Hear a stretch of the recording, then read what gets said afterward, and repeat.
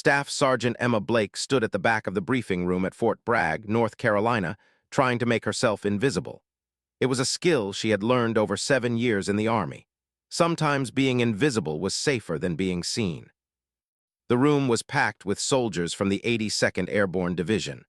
Mostly men, mostly loud, mostly confident. They were preparing for a deployment to Afghanistan, and the energy in the room crackled with nervous excitement and bravado. Emma was the only woman in the Scout Sniper unit. She had earned her position through grueling training, through scores that exceeded most of her male counterparts, through sheer determination. But none of that seemed to matter when she walked into a room. "All right, listen up," Major Richard Garrett called from the front of the room. He was a career officer, mid-40s, with the kind of swagger that came from never being told no. "We've got our team assignments for the deployment." He started reading names. Sniper teams were always assigned in pairs. A shooter and a spotter who worked together, trusted each other with their lives. Alpha Team, Sergeant Morrison and Corporal Hayes. The two men high-fived across the room. Bravo Team, Sergeant Tucker and Corporal Williams. More nods, more satisfied looks. Emma waited. There were 3 sniper teams deploying. She was one of 6 qualified snipers in the room. Charlie Team, Sergeant Rodriguez and... Garrett paused, looking at his roster with what appeared to be distaste. Staff Sergeant Blake. The room went quiet for a moment, then the whispers started. "Blake, they're sending her. She's going to get someone killed. This is ridiculous. Women don't belong in sniper units." Emma kept her face neutral. Rodriguez, her new partner, was a 23-year-old from Texas with 2 deployments under his belt. He looked at her across the room with an expression she couldn't quite read. Not quite hostility, but not acceptance either. After the briefing, Emma gathered her papers and headed for the door. She almost made it out before Sergeant Morrison blocked her path. "Hey, Blake, got a minute?" Emma stopped.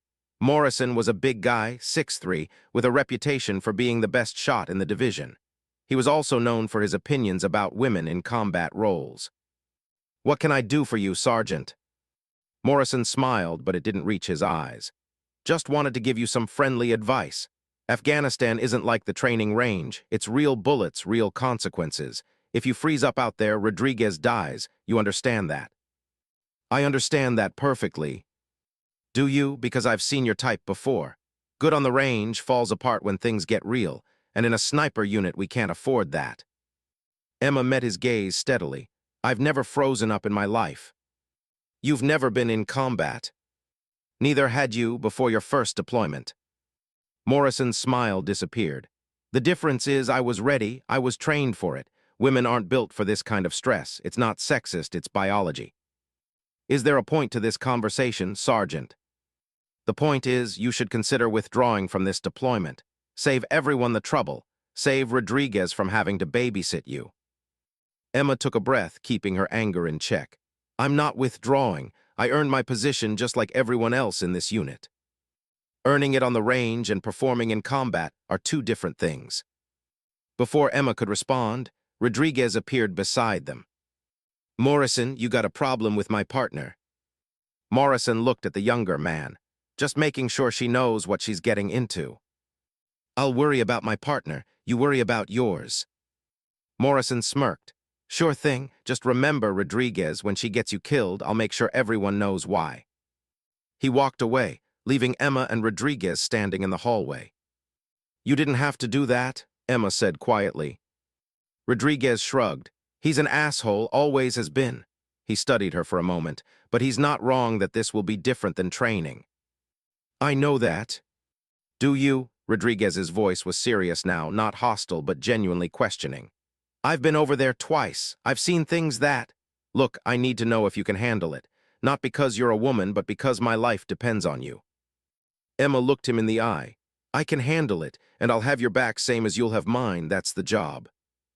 Rodriguez studied her for a long moment, then nodded. "Okay, then we train together, we deploy together, we come home together. Deal." "Deal." Over the next 3 months, Emma and Rodriguez trained intensively. They practiced their shots, learned each other's rhythms, built the kind of wordless communication that sniper teams needed to survive. But the whispers never stopped. In the chow hall, Emma heard the jokes. About how she probably slept her way into the sniper unit. About how she'd panic at the first sign of danger. About how Rodriguez had drawn the short straw getting stuck with her. She ignored it all. Let her rifle do the talking, her father used to say. He had been a Marine, killed in Iraq when Emma was 16. He had taught her to shoot when she was 8 years old, taking her to the range every weekend, teaching her patience, discipline, precision.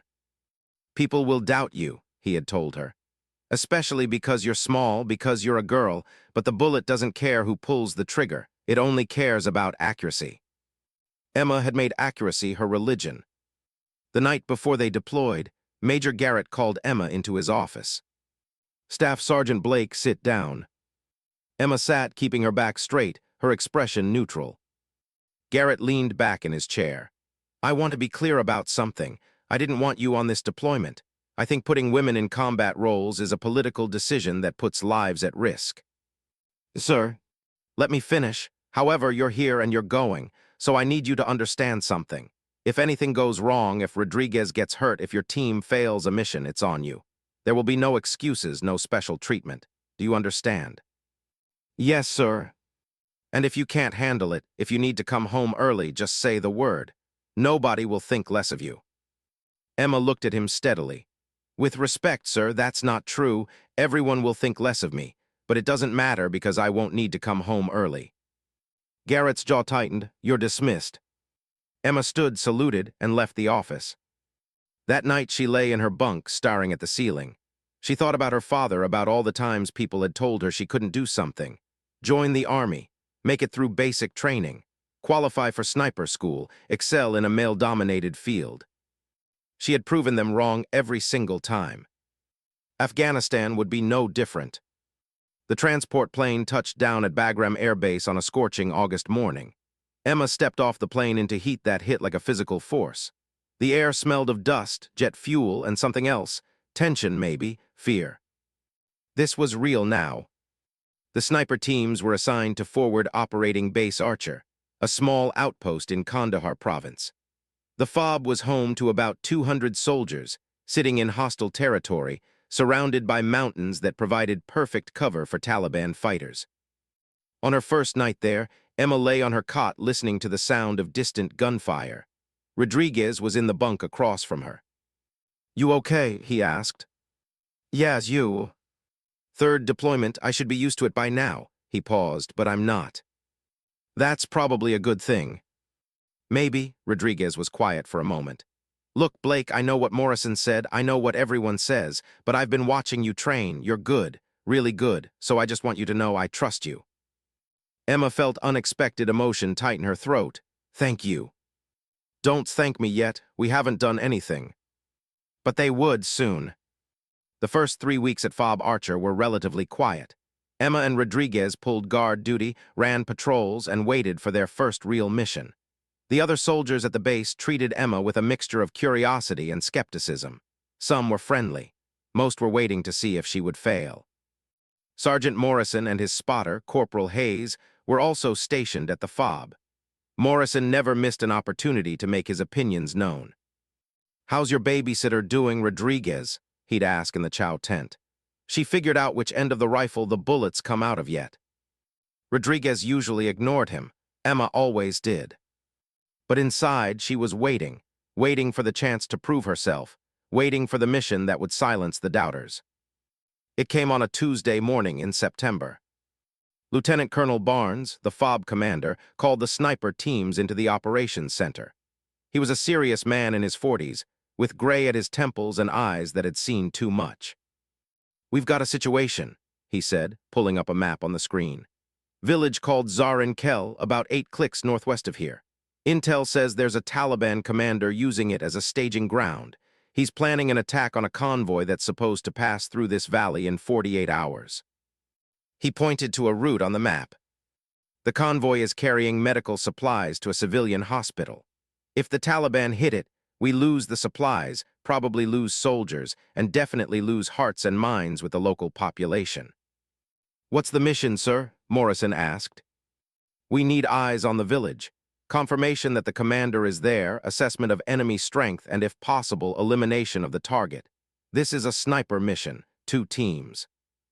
Emma felt her heart rate increase. This was it. Morrison and Hayes, your Alpha team. You'll take the East Ridge here. Barnes pointed to the map. Blake and Rodriguez, your Bravo team. West Ridge here. Between you, you'll have full coverage of the village. Morrison spoke up immediately. Sir, with respect, this is a critical mission. Are we sure we want to risk it with an untested team? Barnes looked at Morrison coldly. Staff Sergeant Blake has the same training as everyone else in this room. Are you questioning my judgment, Sergeant? No, sir, just expressing concern. Your concern is noted. Mission brief is at 600 tomorrow, dismissed. As everyone filed out, Emma caught Barnes' eye. He gave her a small nod. It wasn't quite encouragement, but it wasn't doubt either. It was enough. That night, Emma and Rodriguez went over the mission plan a dozen times. They studied satellite photos of the terrain, calculated distances, planned their route in and out. You nervous? Rodriguez asked around midnight. Yes, Emma admitted. You. Terrified, but that's normal. Morrison's going to be watching, waiting for me to screw up. Rodriguez looked at her seriously. Forget Morrison, forget everyone else. When we're out there, it's just us and the mission, nothing else matters. You're right. Besides, Rodriguez grinned, I've seen you shoot. You're better than Morrison on his best day. Emma smiled despite her nerves. Don't let him hear you say that. They moved out at 400 under cover of darkness. 2 teams, 4 soldiers hiking into hostile territory with 60 pounds of gear each. Emma carried her M24 sniper rifle, ammunition, water, radio, and emergency supplies. Every step was careful, calculated. Any noise could give them away. It took 4 hours to reach their position on the West Ridge. Rodriguez found them a spot behind a cluster of rocks that provided cover and a clear view of the village below. Emma set up her rifle while Rodriguez scanned the area with his spotting scope. The sun was just starting to rise, painting the valley in shades of gold and pink. It would have been beautiful if it wasn't a battlefield. I've got movement, Rodriguez said quietly. 6 males, military age, armed, southeast corner of the village. Emma adjusted her scope, confirmed any sign of the commander. Not yet. They waited. Patience was the sniper's greatest weapon. Hours passed. The sun climbed higher and the temperature soared. Inside her ghillie suit, camouflage designed to make her invisible against the terrain, Emma felt like she was being baked alive. She didn't move, didn't complain. This was the job. At 1300 hours, Rodriguez's voice came through her earpiece. I've got him. White building, 2nd floor, window on the north side. Emma shifted her aim. Through her scope, she could see a man in traditional Afghan dress, but with a tactical vest and an AK-47. He was talking on a satellite phone, gesturing with his free hand. Confirm that's our target, Emma whispered. Rodriguez checked the photo they'd been given. Positive ID, that's our guy. Emma checked the wind, calculated the distance, 470 meters, and adjusted her scope accordingly. Her breathing slowed, her heart rate dropped, everything else fell away. Alpha team, this is Bravo team, Rodriguez spoke into the radio. We have positive ID on target, requesting permission to engage. Morrison's voice came back. Bravo team, we don't have the shot from our position. If you take it, it's on you. Emma heard the implication. If she missed, if something went wrong, Morrison would make sure everyone knew it was her fault. Barnes' voice cut in. Bravo team, you are cleared to engage, take the shot. Emma took a breath, let it halfway out. Felt the weight of the rifle, the stillness of the air, the certainty in her bones. She squeezed the trigger. The rifle kicked against her shoulder. Through the scope, she saw the Taliban commander drop. Target down, Rodriguez confirmed. Clean hit. But then everything went wrong. The village erupted with activity. Armed men poured out of buildings, more than the intel had suggested. Dozens of them. We've got 20+ hostiles, Rodriguez said urgently. They're spreading out, searching for the shooter. Alpha team, what's your status? Barnes' voice on the radio. Morrison responded. We're pinned down, taking fire from the east, need immediate extraction. Barnes, both teams fall back to rally point. Air support inbound in 15 minutes. 15 minutes felt like a lifetime when bullets were flying. Emma and Rodriguez packed up fast and started moving. They had to cross 300 meters of exposed terrain to reach the rally point. Behind them, the Taliban fighters were spreading out, searching. They were halfway there when Morrison's voice came over the radio, panicked now. "We're surrounded. Hayes is hit. We need help." Emma and Rodriguez stopped, looking at each other. The rally point was ahead of them. Safety was ahead of them. Morrison and Hayes were behind them in the opposite direction, in the middle of enemy territory. "We have to go back," Emma said. Rodriguez hesitated. "If we do, we might not make it out. They're our team. Morrison would leave us." "I'm not Morrison." Rodriguez looked at her for a long moment, then nodded. "Okay, let's go get them." They turned around and ran back toward the sound of gunfire. Emma and Rodriguez moved through the rocky terrain like ghosts, using every bit of cover available. The sound of gunfire grew louder. Through her scope, Emma could see Morrison's position, a shallow depression behind a boulder with Hayes down and bleeding, and Morrison returning fire against at least a dozen Taliban fighters. "We need to draw their fire," Rodriguez said. "Get their attention off Morrison so he can get Hayes to cover." "I'll take the shot," Emma said. "You call it." She set up her rifle, finding a stable position between two rocks. Rodriguez scanned with his spotting scope. "Tango at your 2 o'clock, 300 meters. He's the closest to Morrison's position." Emma found the target, fired, the man dropped.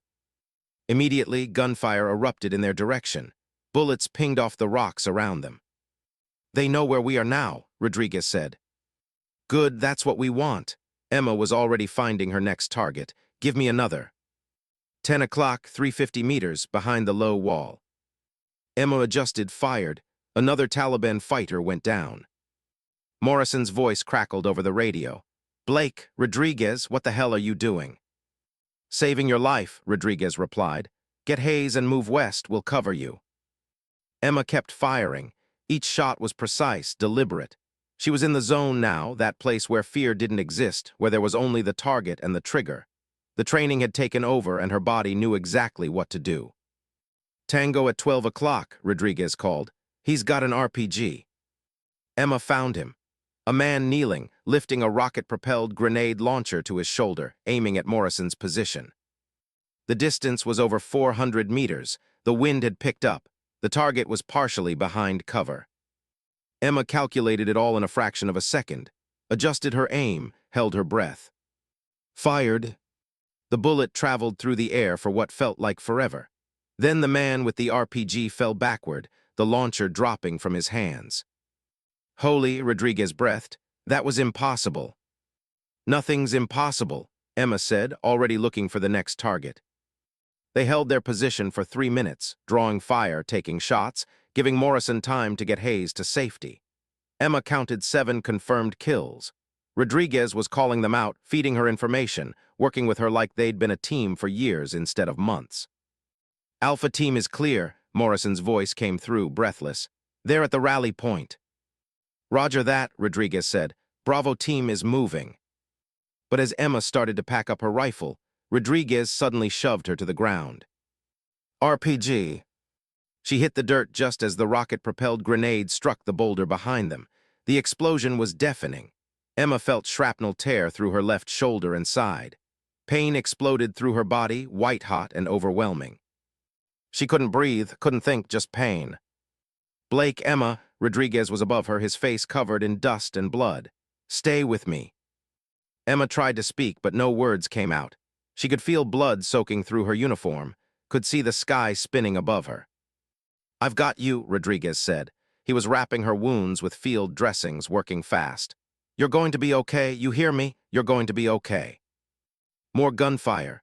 Rodriguez returned fire with his sidearm, one-handed, while trying to stop Emma's bleeding with the other hand. "Bravo team is hit," he called into the radio.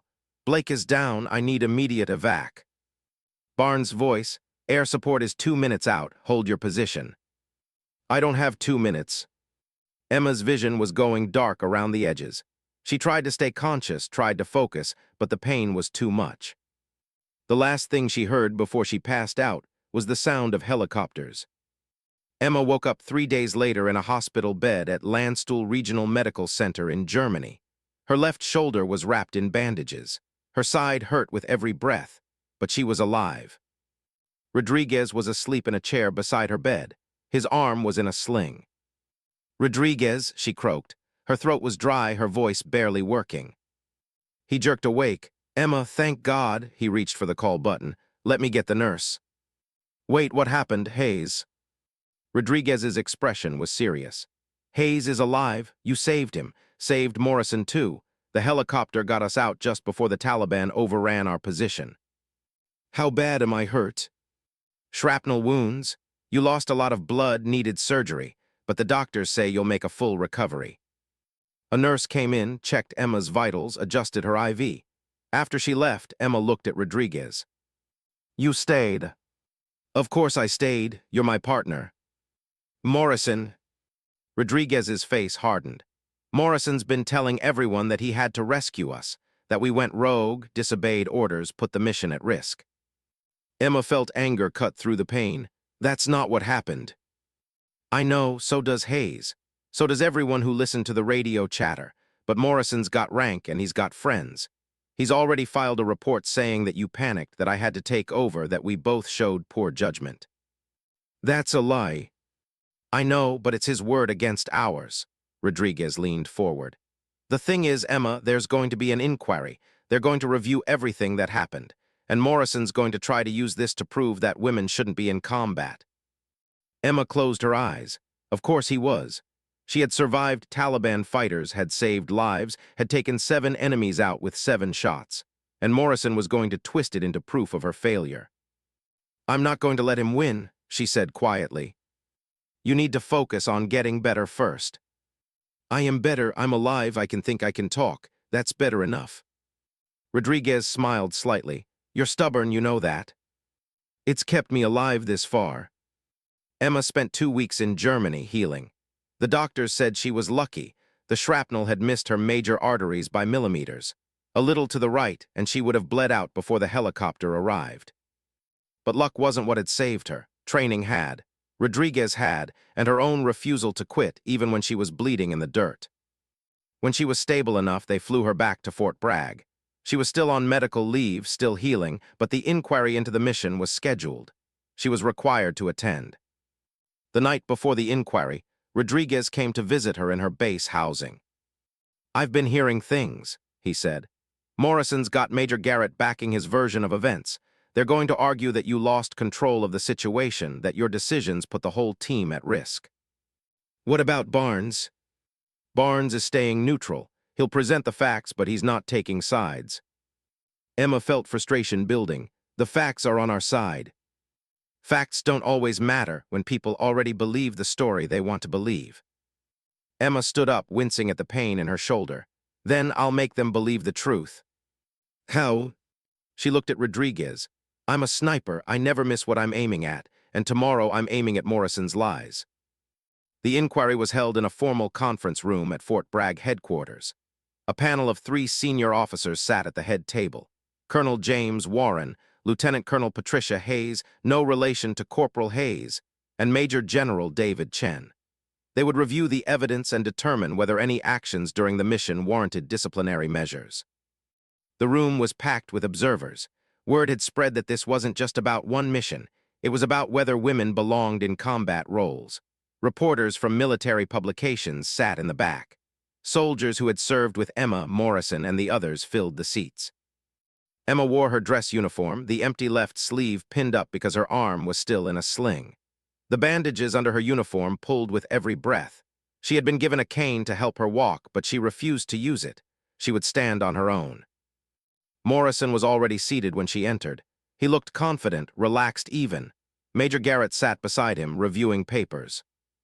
Rodriguez sat on Emma's side of the room, along with Corporal Hayes, who was still recovering from a leg wound but had insisted on being there. Colonel Warren called the room to order. "This inquiry is convened to review the events of September 18th during a mission near Zarin-Kel, Afghanistan. We will hear testimony from all involved parties and review all available evidence. Let's begin with Major Garrett, who will present the initial mission brief." Garrett stood and walked through the mission parameters. He explained the objective, the team assignments, the expected threats. All straightforward, all by the book. Then Morrison was called to testify. He stood at the podium, looked at the panel, and began his version of events. "The mission went wrong from the start," he said. "Staff Sergeant Blake took the shot on the target without properly confirming with the command structure. When the enemy responded, she panicked, started firing wildly. Rodriguez tried to control the situation, but Blake had already compromised their position." Emma kept her face neutral, but inside anger burned. "When my spotter, Corporal Hayes, was wounded, I called for assistance. Instead of following protocol and falling back to the rally point, Blake convinced Rodriguez to engage the enemy. This put both teams at further risk. I was forced to rescue Blake and Rodriguez when they became pinned down by hostile fire." Morrison paused, looking directly at Emma. "I have nothing but respect for Staff Sergeant Blake's intentions, but the reality is she wasn't prepared for combat. Her decisions put lives at risk. And frankly, this incident demonstrates why women shouldn't be placed in frontline combat roles. It's not about their abilities on the range. It's about performance under real pressure." He sat down. Garrett patted his shoulder. The room buzzed with whispers. Emma saw some people nodding, others looked uncertain. Colonel Warren called for silence. "Staff Sergeant Blake, would you like to respond?" Emma stood. Pain shot through her shoulder, but she ignored it. She walked to the podium, refusing to show weakness. "Permission to present evidence, sir," she said. "What kind of evidence?" "Audio recordings from the mission. Every radio transmission, every communication between team members and command. They're all recorded and stored in the operations center." Warren looked surprised. "Major Garrett, is this correct?" Garrett's face had gone pale. "Well, yes, but—" "I'd like the panel to hear them," Emma said. "All of them." Warren nodded. "Get the recordings." It took 10 minutes for the tech team to set up the playback system. During that time, Morrison leaned over to whisper something to Garrett. Both men looked worried now. The recordings started. First, Barnes giving permission to engage. Emma's voice, calm and professional, taking the shot. Rodriguez, target down, clean hit. Then Morrison's panicked voice. "We're surrounded, Hayes is hit, we need help." Rodriguez, "We have to go back." Emma, "They're our team." The room listened as the recording played out the entire engagement. Emma's voice, never panicked, never out of control, calling shots, coordinating with Rodriguez, making the decision to go back for Morrison and Hayes. Morrison's voice, "Blake, Rodriguez, what the hell are you doing?" Rodriguez, "Saving your life, get Hayes and move west, we'll cover you." The sound of gunfire. Emma's rifle firing again and again, each shot followed by Rodriguez confirming a kill. "That was impossible," Rodriguez's voice said after one particularly difficult shot. "Nothing's impossible," Emma's voice replied. Then the explosion, Rodriguez screaming Emma's name, the chaos of the extraction. When the recording ended, the room was silent. Colonel Warren looked at Morrison. "Sergeant Morrison, in your testimony, you stated that Staff Sergeant Blake panicked and fired wildly. The recordings suggest otherwise." Morrison's face had turned red. That's not. It was chaotic, sir. I may have misremembered some details." "You also stated that you rescued Blake and Rodriguez. But according to the recordings, they diverted from the rally point to provide covering fire for you and Corporal Hayes. Is that correct?" Yes, but they shouldn't have." "Did their covering fire allow you to get Corporal Hayes to safety?" Morrison hesitated. "Yes." Warren turned to Corporal Hayes. "Corporal, you were there. What's your account of what happened?" Hayes stood, leaning on crutches. "Sir, Sergeant Morrison's testimony is inaccurate. Staff Sergeant Blake and Sergeant Rodriguez saved our lives. We were pinned down, I was hit, and we were about to be overrun. They came back for us when they could have escaped. Blake's covering fire was the only reason we survived." "And her shooting, did she panic, fire wildly?" "No, sir, she was the calmest person out there. I counted 7 enemy kills from her position. Every shot was controlled and precise. I've never seen shooting like that under combat conditions." Warren made notes, then looked at Emma. "Staff Sergeant Blake, why didn't you follow the order to fall back to the rally point?" Emma met his gaze steadily. "Sir, the order was for both teams to fall back, but Alpha Team was pinned down and couldn't move. If Sergeant Rodriguez and I had followed the order literally, Alpha Team would have been killed. I made a tactical decision to interpret the order in a way that would save lives." That was a risk. Yes, sir, but leaving them to die wasn't an option. Even though Sergeant Morrison had previously expressed doubts about your capabilities. Especially because of that, sir, I don't hold grudges and I don't leave soldiers behind, regardless of what they think of me. Warren was silent for a moment, then he turned to Morrison. Sergeant Morrison, did you file a false report about this mission? Morrison stood. Sir, I filed my honest recollection of events. Your honest recollection doesn't match the radio recordings, the testimony of other witnesses, or the physical evidence. It seems to me that you filed a report designed to discredit Staff Sergeant Blake. Sir, I was under stress. Combat situations are confusing. You've been on multiple deployments. You should know how to file an accurate report even under stress. Warren's voice was cold now. What I'm seeing here is a pattern of prejudice. You didn't want Staff Sergeant Blake on this deployment. You questioned her abilities despite her qualifications.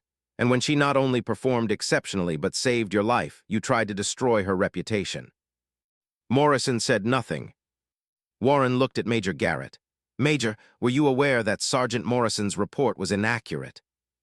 Garrett shifted uncomfortably. I trusted his account, sir.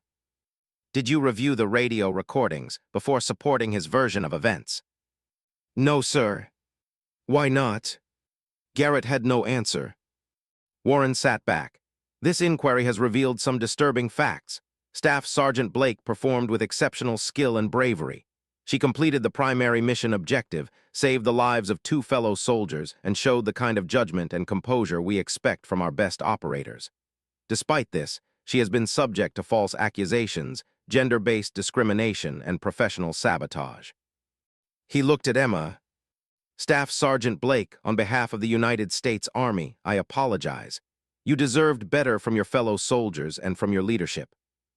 Emma felt emotion tighten her throat but kept her composure. Thank you, sir.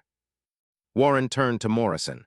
Sergeant Morrison, you are hereby relieved from the sniper unit pending a full investigation into your conduct. Major Garrett, the same applies to you. Filing false reports and discrimination based on gender are serious violations of military code. Both men stood in shock. This inquiry is concluded, Warren said, except for one more thing. He stood and walked around the table to face Emma directly. Staff Sergeant Blake, the panel has also reviewed the recommendation from Lieutenant Colonel Barnes for your actions during this mission. We are in full agreement. He pulled a small box from his pocket and opened it. Inside was a Bronze Star medal. For heroic achievement in ground combat against hostile forces, for tactical excellence under fire, for saving the lives of fellow soldiers at great personal risk. Staff Sergeant Emma Blake, it is my honor to present you with the Bronze Star. The room erupted in applause. Soldiers stood, clapping. Even some who had doubted her were on their feet. Rodriguez was crying. Hayes was cheering despite his crutches. Morrison sat frozen, his face pale. Emma stood at attention as Colonel Warren pinned the medal to her uniform. When he stepped back and saluted her, she returned the salute with her good arm. Thank you, sir, she managed to say. Warren smiled. You earned it, soldier, and you silenced a lot of doubters today. After the ceremony, people crowded around Emma, shaking her good hand, thanking her, apologizing for doubting her. Rodriguez pushed through the crowd. You did it. Emma smiled. We did it, you had my back out there. Always will. As the crowd dispersed, Emma saw Morrison leaving the room, his shoulders slumped. Garrett followed him, both men's careers in ruins. Emma felt no satisfaction in their downfall. She had never wanted revenge. She had only wanted the truth. Lieutenant Colonel Hayes, the female officer on the panel, approached Emma. That was powerful testimony, she said. And I want you to know something. 20 years ago, when I was a lieutenant, I faced a lot of what you're facing now. People who said women didn't belong. People who tried to sabotage my career. I stayed because I hoped it would get easier for the women who came after me. Did it? Some, but we still have work to do. Women like you who don't just serve but excel, who don't just survive but save lives. You're changing minds. Not all of them, but enough. Emma nodded. I just want to do my job, ma'am. I know, but by doing your job exceptionally, you're doing something more. You're proving that excellence has no gender. 6 months later, Emma stood on a shooting range at Fort Bragg, fully healed, back to active duty. She was running a training course for new sniper candidates. One of the candidates was a young woman, maybe 22, with nervous energy and determination in her eyes. "Ma'am," the young woman asked, "did you really take out 7 Taliban fighters in one engagement?" Emma smiled. "I did my job just like you're going to do yours." Some of the guys say women can't handle the pressure of combat. Some people will always say that. The only way to respond is to be so good they can't ignore you. The young woman nodded, then hesitated. "What if I'm not good enough?" Emma looked at her seriously. "Then you train until you are? Nobody starts out good enough. Not me, not anyone. The question isn't whether you're good enough now. It's whether you're willing to do the work to become good enough." "I am." "Then you will be." Emma watched the young woman head to the firing line, and she thought about her own journey. All the doubt, the mockery, the obstacles. All the people who had told her she didn't belong. And she thought about standing in that inquiry room, wounded but unbowed, silencing her critics not with anger but with truth. She had proven that courage wasn't about size or gender. It was about heart, skill, and the refusal to quit. And now she would help train the next generation of soldiers, male and female, to be just as strong. Because that's what warriors did. They fought their battles, earned their victories, and then they passed on what they learned. Emma Blake had earned her place through blood and sacrifice. And she had silenced the room not with words, but with the undeniable evidence of her excellence. That was a victory that no one could ever take away.